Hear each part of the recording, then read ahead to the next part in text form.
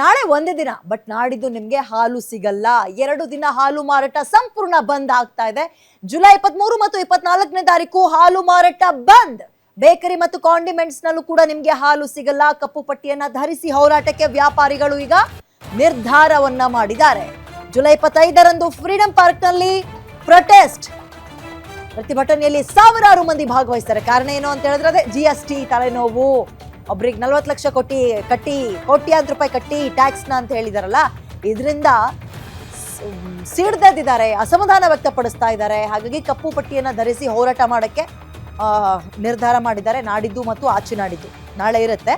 ನಾಡಿದ್ದು ಮತ್ತು ಆಚೆ ನಾಡಿದ್ದು ನಿಮಗೆ ಹಾಲು ಸಿಗೋದು ಡೌಟ್. ಅಂದ್ರೆ ಈಗ ಬಟ್ ಈಗ ಈ ನಂದಿನಿ ಬೂತ್ಗಳಲ್ಲೆಲ್ಲ ಏನ್ ಮಾಡ್ತಾರೆ ಗೊತ್ತಿಲ್ಲ. ಬೇಕರಿ ಮತ್ತು ಕಾಂಡಿಮೆಂಟ್ಸ್ ಮೇಲೆ ಅಲ್ಲಿ ಅವರೆಲ್ಲರೂ ಕೂಡ ಹೋರಾಟಕ್ಕೆ ಭಾಗಿಯಾಗ್ತಾ ಇರೋದ್ರಿಂದ ಅಲ್ಲಿ ಸಿಗಲ್ಲ. ಬಟ್ ವಾಟ್ ಅಬೌಟ್ ಈಗ ಈ ಬೇರೆ ಈ ಶಾಪ್ಗಳಿರುತ್ತವಲ್ಲ, ಈ ನಂದಿನಿ ಬೂತ್ಗಳೆಲ್ಲ ಇರುತ್ತಲ್ಲ, ಅಲ್ಲಿ ಸಿಗುತ್ತಾ ಇಲ್ವಾ ಅದ್ರ ಬಗ್ಗೆ ಕ್ಲಾರಿಟಿ ಸಿಗಬೇಕು. ಮಗದೊಂದು ಕಡೆ ಏನಪ್ಪಾ ಅಂತ ಹೇಳಿದ್ರೆ ನಂದಿನಿ ಬೂತ್ಗೆ ಎಲ್ಲರೂ ಹಾಲನ್ನ ಹುಡ್ಕೊಂಡು ಹೋಗ್ತಾ ಇರಲಿಲ್ಲ. ಹತ್ರದಲ್ಲೇ ಇರ್ತಾ ಇದ್ದ ಬೇಕರಿಗೆ ಹೋಗೋರು, ಕಾಂಡಿಮೆಂಟ್ಸ್ ಶಾಪ್ಗಳಿಗೆ ಹೋಗಿ ಈ ಒಂದು ಹಾಲನ್ನ ತಗೊಂಡು ಬರ್ತಾ ಇದ್ರು. ಬಟ್ ಈಗ ಆ 2 ದಿನ ಸಿಗಲ್ಲ. ಕಾರಣ ಏನಪ್ಪಾ ಅಂತ ಹೇಳಿದ್ರೆ ನಮ್ಮಂತ ಚಿಕ್ಕ ಪುಟ್ಟ ವ್ಯಾಪಾರಿಗಳ ಮೇಲೆ ಇವರು ದೊಡ್ಡ ಬರೆ ಎಳಿತಾ ಇದ್ದಾರೆ. ಲಕ್ಷಾಂತರ ರೂಪಾಯಿ ತಂದು ಕಟ್ಟಿ ಅಂದ್ರೆ ಎಲ್ಲಿ ಕಟ್ಟಣ? ದಿನಕ್ಕೆ ಬೆಳಗಿಂದ ಸಂಜೆ ತನಕ ಅಂಗಡಿ ಬಾಗ್ಲು ತೆಗೆದು ಕಾದು ಕೂತು ವ್ಯಾಪಾರ ಮಾಡಿದ್ರು 1-1.5 ರೂಪಾಯಿ ಉಳಿಸೋದು ದೊಡ್ಡ ವಿಚಾರ. ಅಂತದ್ರಲ್ಲಿ 40 ಲಕ್ಷ ಕಟ್ಟಿ 50 ಲಕ್ಷ ಕಟ್ಟಿ GST ಅಂದ್ರೆ ಹೆಂಗ್ ಕಟ್ಟಕ್ಕಾಗುತ್ತೆ? ಮೊದಲು ಇದನ್ನ ವಾಪಸ್ ಪಡಿಬೇಕು ಅಂತ ಚಿಕ್ಕ ಪುಟ್ಟ ವ್ಯಾಪಾರಿಗಳು ಕೇಳ್ತಾ ಇದ್ರು. ಆ ಬೆನ್ನಲ್ಲೇ ಈಗ ನಾಡಿದ್ದು ಹೋರಾಟ ಮಾಡ್ತಾ ಇದ್ದಾರೆ. ಹಾಲು ಮೊಸರು ಸಿಗಲ್ಲ, ಸೊ ಬಿ ಕೇರ್ಫುಲ್. ಸಣ್ಣ ವ್ಯಾಪಾರಿಗಳಿಗೆ ಟ್ಯಾಕ್ಸ್ ನೋಟಿಸ್ ಮರಣ ಶಾಸನ ಇದ್ದಂತೆ 5 ಲಕ್ಷದಿಂದ 2 ಕೋಟಿವರೆಗೂ ಕೂಡ ತೆರಿಗೆ ಹಾಕ್ತಾ ಇದ್ದಾರೆ.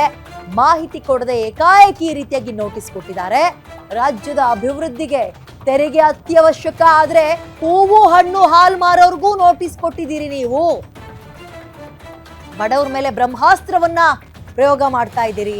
ಡಿಜಿಟಲ್ ಇಂಡಿಯಾ ಅಂದ್ರಲ್ಲ, ಇದು ಡಿಜಿಟಲ್ ಇಂಡಿಯಾಗೆ ಕೊಳ್ಳಿ ಇಡುವಂತಹ ಯತ್ನ. ಇದು phone pay, Google pay, Paytm ಹಣ ಪಡೆಯೋಕೆ ಹಿಂದೇಟು ಹಾಕ್ತಾ ಇದ್ದಾರೆ ಕೆಲವೊಬ್ರು. ಇದಕ್ಕೆ ವಾಣಿಜ್ಯ ಇಲಾಖೆ ಅಧಿಕಾರಿಗಳೇ ಕಾರಣ ಅಂತ ಇದೀಗ ಕಾರ್ಮಿಕ ಪರಿಷತ್ ಅಧ್ಯಕ್ಷ ರವಿಶೆಟ್ಟಿ ಬೈಂದೂರ್ ಸ್ಟೇಟ್ಮೆಂಟ್ ಅನ್ನ ಕೊಟ್ಟಿದ್ದಾರೆ. ಡೆಫಿನೆಟ್ಲಿ ಎಸ್, ಇದು ಹೆಂಗಿದೆ ಅಂದ್ರೆ ಈ GST ಅನ್ನುವಂಥದ್ದು ಈ ತರಕಾರಿ ವ್ಯಾಪಾರಕ್ಕೆ ಬರೋದೇ ಇಲ್ಲ, ಆದ್ರೂ ಕೆಲವೊಬ್ರಿಗೆ ನೋಟಿಸ್ ಹೋಗಿದೆಯಂತೆ. ತರಕಾರಿ ವ್ಯಾಪಾರಕ್ಕೆ ಅಂಡ್ ಹಾಲು ಮೊಸರು ಇದ್ಯಾವುದಕ್ಕೂ ಬರಲ್ಲ. ಅದ್ ಹೇಗ್ ಹಾಕಿದ್ರು ಅನ್ನುವಂಥದ್ದು ಗೊತ್ತಾಗ್ತಾ ಇಲ್ಲ. ಸಂಸ್ಥೆಗಳು ಅಂದ್ರೆ ದೊಡ್ಡ ದೊಡ್ಡ ಡೈರಿಗಳಿಗೆ ಬರ್ತಾ ಇದ್ದವರು ಅವ್ರು ಏನ್ ಮಾಡ್ತಾರೋ ನನಗೆ ಗೊತ್ತಿಲ್ಲ. ಸಣ್ಣ ಪುಟ್ಟವರು ಸ್ವಯಂ ಪ್ರೇರಿತವಾಗಿ ಹಾಲಿನ ವಸ್ತುಗಳನ್ನ ಮತ್ತು ಹಾಲು ಮಾರಾಟವನ್ನ ಸಂಪೂರ್ಣ ನಿಲ್ಲಿಸಿ ಕಪ್ಪು ಪಟ್ಟಿಯನ್ನ ಧರಿಸಿ, ಇದಕ್ಕಾಗಿರ್ಬೋದು, ಕೈಗಾಗಿರ್ಬೋದು ಅಥವಾ ತಲೆಗಾಗಿರ್ಬೋದು, ಕಪ್ಪು ಪಟ್ಟಿಯನ್ನು ಧರಿಸಿ ಪ್ರತಿಭಟನೆಯನ್ನ ಮಾಡ್ತಾರೆ. ಇದು ಅಂಗಡಿಯಲ್ಲಿ ತನ್ನ ಕೆಲಸವನ್ನ ಮಾಡ್ತಾರೆ, ಪ್ರತಿಭಟನಾ ಪೂರ್ವಕವಾದ ಕೆಲಸವನ್ನ ಮಾಡ್ತಾರೆ. ಅದಾದ ನಂತರ 25ನೇ ತಾರೀಕು ಕರ್ನಾಟಕ ರಾಜ್ಯಾದ್ಯಂತ ಯಾವುದೇ ಜಾತಿ ಇಲ್ಲ, ಯಾವುದೇ ಧರ್ಮ ಇಲ್ಲ, ಎಲ್ಲ ಒಂದೇ.